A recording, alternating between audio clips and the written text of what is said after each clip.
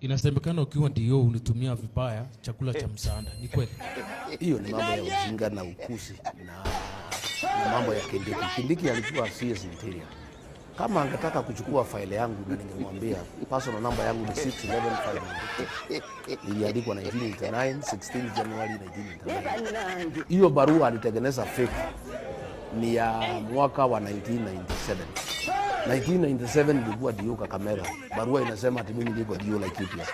Mwaka wa 2001 tulikuwa na William Ruto na Uhuru Kenyatta nikiwa kazini. Sasa utakuwa ulifutwa 1997 na 2001 huko kazini. Si watu watumia akili. Unaona mtu ni profesa lakini kwa sababu ya kukaa na kina Faruka akili yake imeteremuka imekuwa kama ya Faruka. Hata kama unataka kufanya forgery ya barua, si utumie akili kidogo. Ujue hii mtu 1997 alikuwa wapi. Wanasema nilikuwa Laikipia. 1997 nilikuwa dio pahali naitwa Navaholo. 1990